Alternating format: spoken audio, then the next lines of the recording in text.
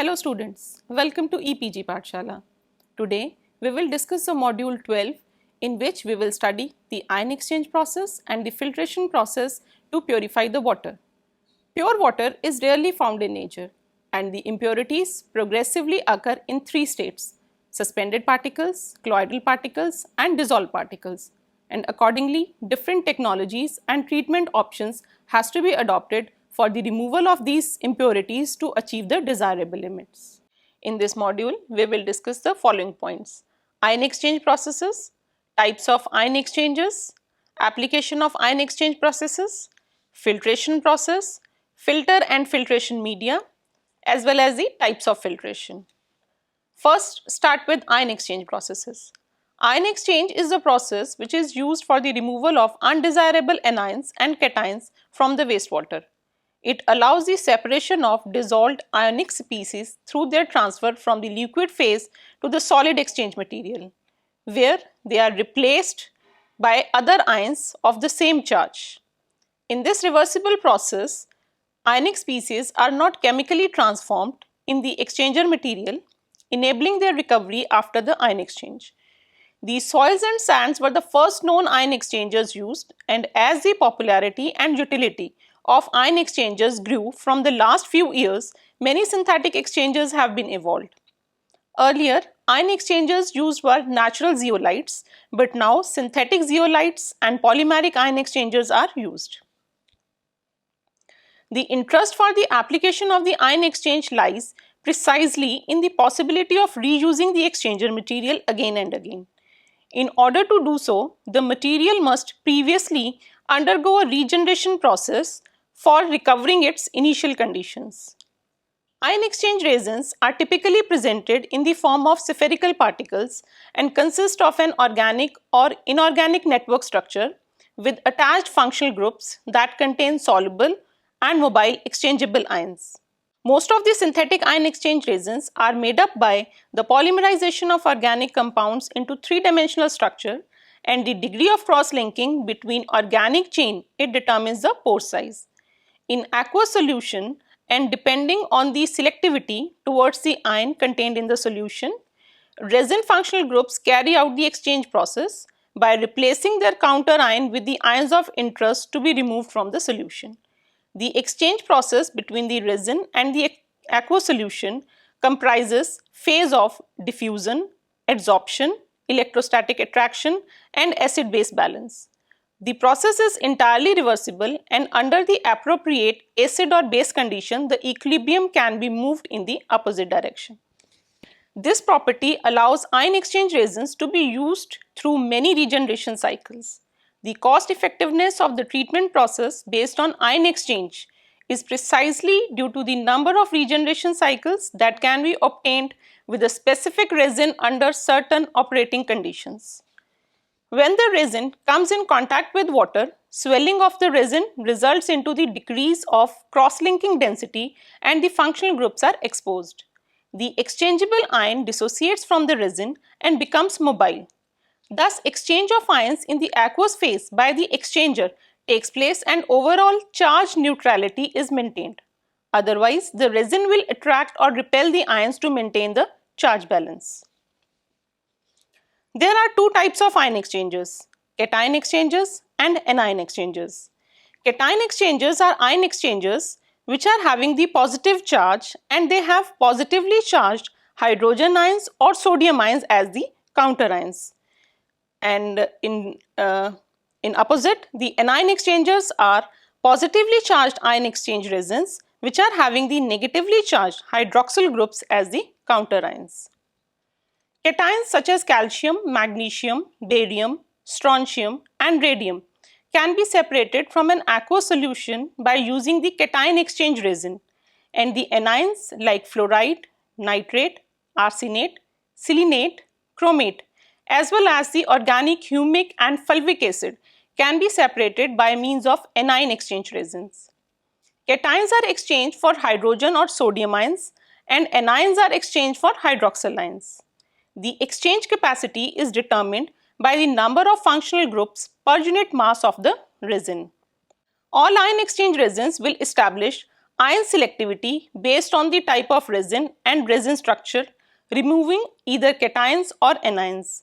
Some resins have been traced to target the removal of specific chemicals, and some are designed to perform in particular condition. The selectivity of an ion exchange media can be described by the selectivity coefficient, which is described by the equation. Now, in this equation, Cj is representing the concentration of the target ion in the solution, while Ci is the concentration of the counter ion in the solution.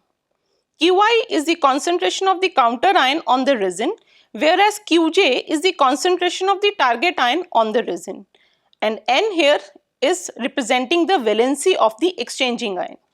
Ion exchangers are classified into three classes depending upon their origin: natural ion exchangers, modified natural ion exchangers, as well as synthetic ion exchangers.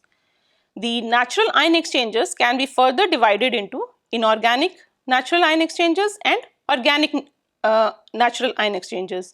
Vermiculite, zeolites and clays, they form the inorganic natural ion exchanger, while as the polysaccharides, proteins and carbonaceous material present in the living cells form the organic natural ion exchanger.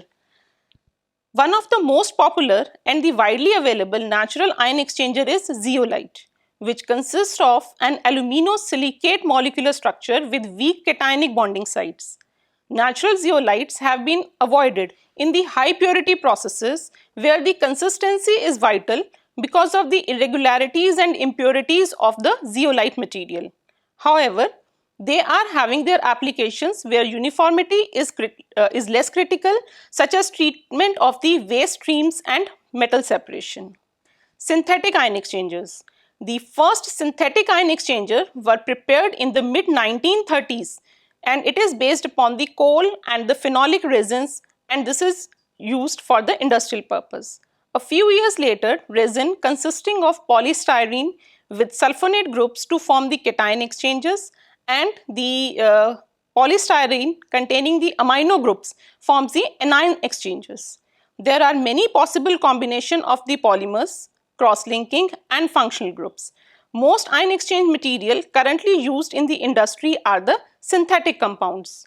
These synthetic ion exchangers are also classified into two classes: inorganic synthetic ion exchangers and organic synthetic ion exchangers. Zeolites, titanates and silicotitanates, as well as the transition metals involving the hexacyanoferrate forms the inorganic synthetic ion exchangers, while the polystyrene and divinyl benzene derivatives, as well as the derivatives of phenolics and acrylic, they form the organic synthetic ion exchangers. On the basis of porosity, the resins can be classified into gel type or microporous resins and macroporous type resins, where we are having the less packed lattice. The porosity of the gel type resin is in the order of ionic sizes, whereas macroporous resins have a pipe network in their structural matrix known as macropores, which supports the adsorption and desorption of the larger molecular size substances such as organic compounds. The higher degree of cross-linking of the gel-type resins confers them a higher resistance to chemical degradation and better mechanical properties. Ion exchange resins are further classified according to their chemical structure and the acidic and basic properties shown in their functional groups. The ion exchange resins, they can be classified into four categories. First, strong cation exchange resins. These strong cation exchange resins are characterized by the functional group sulfonic acid, and the weak cation exchange resins are characterized by the presence of the weak carboxyl group as the functional group. Sulfonic groups behave like strong acids, and they are completely hydrolyzed in the aqueous solution, and they attract the positively charged ions, exchange for protons or sodium depending on their presentation under the acidic or sodium salt form. While as the weak cation exchange resins balance other weak acids in the solution like bicarbonates, but they cannot exchange ions that are in balance with the strong acid anions. The reaction that occur depend upon the chemical equilibrium situation in which one ion will selectively replace the another on the ionized exchange site. Cation exchange on the sodium hydrogen cycle is depicted in the reactions. Now in the first reaction, the calcium ions present in the water, they are replaced by the sodium ions which are attached as the counter ions to the resin. And similarly, in the second reaction, the calcium ions, they are replaced by the hydrogen ions which are the counter ions attached to the resin. When all the exchange sites have been substantially replaced with calcium, the resin can be regenerated by passing a concentrated solution of sodium ions, which is 5 to 10% brine solution in case of sodium and 2 to 10% sulfuric acid in case of hydrogen ions through the bed. By passing these solutions, the resin can be regenerated back, and as in the reaction, we can easily see that the calcium ions which are bound to the resin, they are replaced by the sodium ions when the brine solution is passed. And when we are passing sulfuric acid solution, the calcium ion bound to the resin is replaced by the hydrogen ions. Coming to the anion exchange resins, they are also divided into two categories: strong anion exchangers and weak anion exchangers. These strong anion exchangers contain quaternary ammonium groups as their functional groups, and the weak anion exchangers, they are having the diethyl aminoethyl as the functional group present on it. They are bound to the dissolved anions and also they release the alkalinity to the solution. Anion exchange resins work by replacing the anions with the hydroxyl group, and the regeneration of the anion exchange resins is with the help of 5 to 10% sodium hydroxide solution. As in the reaction, you can see that the hydroxyl ions which are bound to the resin as the counter ions, they are replaced by the sulfate ions present in the water, and during the regeneration process, these sulfate ions are replaced by the hydroxyl ions. Now let's discuss the kinetics of the ion exchange process.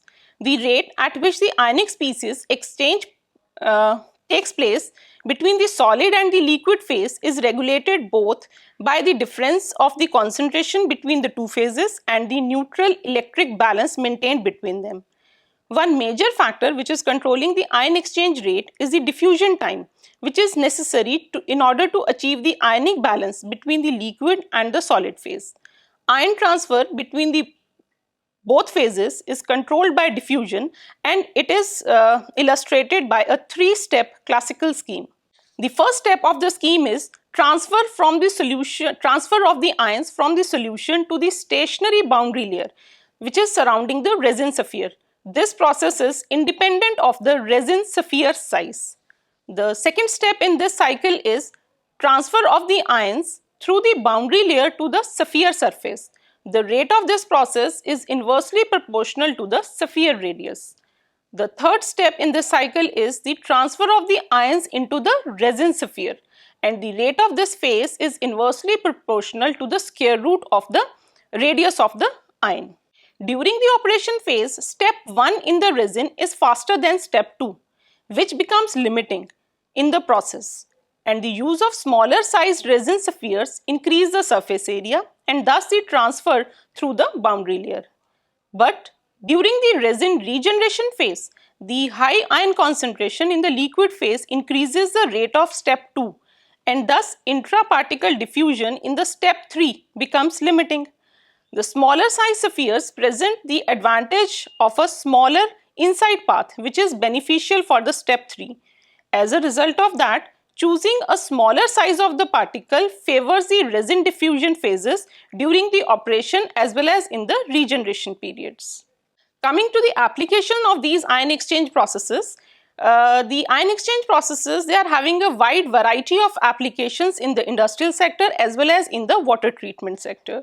In the industrial sector, these ion exchange processes, they are used for the recovery of metal cations in the solution, for the separation of ionic mixtures, for the purification of the liquids, for the controlled release of a chemical species, as well as for the recovery of the salts.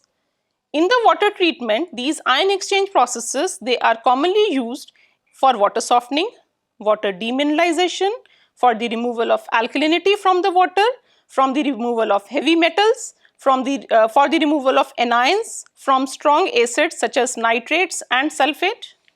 As well as these ion exchange processes, They are also used for the removal of ammonia at low temperature, as well as they are having their application in the production of high purity water. There are certain disadvantages which are associated with the ion exchange processes. The first disadvantage is the limitation on the concentration in the effluent to be treated. And secondly, these ion exchange processes in general, they lack the selectivity against the specific target ions.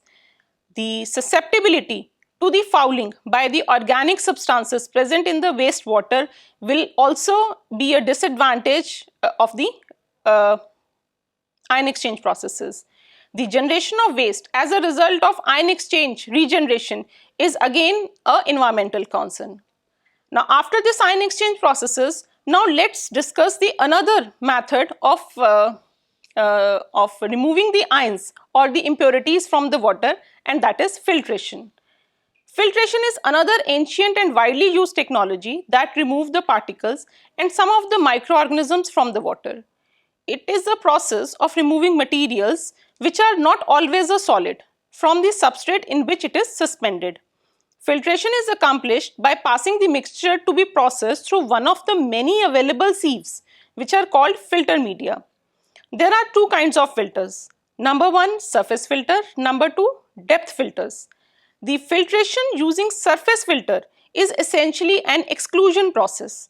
The particles having size larger than the size of the pore size of the filter, they are retained on the surface of the filter, and this is called retentate, and rest all other matter passes through the filter, which is called permeate. The filter papers, membranes, mesh sieves, etc., they are frequently used filters to separate the solids from the filtrate. On the other hand, the depth filter, in contrast, they retain particles both on their surface and throughout their thickness. They are more likely to be used in the industrial processes to clarify the liquids. A variety of filter media and filtration processes are available for the treatment of water, but the effectiveness, ease of use, availability, and affordability of these filtration media and the methods, it vary depending upon the local factors. Now let's discuss filters and the filtration media. Porous granular media, including sand, anthracite, crushed sandstone or other soft rocks, and charcoal, they are used as a filtration media. It is most widely used physical method for the water treatment at the community level, and it has been extensively used for on-site treatment of both community and household water since ancient times. The most commonly type of filters which are used is the sand filters. From the early 19th century, slow sand filtration of the drinking water has been practiced, and various scales of slow sand filters have been widely used to treat the water at the community and sometimes at the household level. The sand filtration is a process where the suspended particles and the microorganisms are removed due to the slimy layer that develops within the top few centimeters of the sand. The enteric pathogens and microbial indicators are relatively removed in the range of 99% or more, depending upon the type of microorganism. However, slow sand filters often do not achieve high microbial removal, especially when they are used at the household level due to the inadequacies in construction, operation, and maintenance. The another kind of filter which is commonly used is the fiber, fabric, or membrane filters. And the main objective here is to carry out the filtration as rapidly as possible while retaining the precipitate on the filter with the minimum loss. So the proper filter must be selected with regard to the porosity and the residue. If filter used is too coarse, very small crystals may pass through, while using too fine filters will make the filtration unduly slow.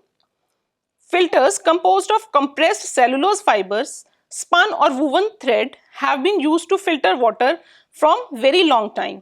These filters are simply placed over the opening of the water vessel through which the particulate leaden water is poured.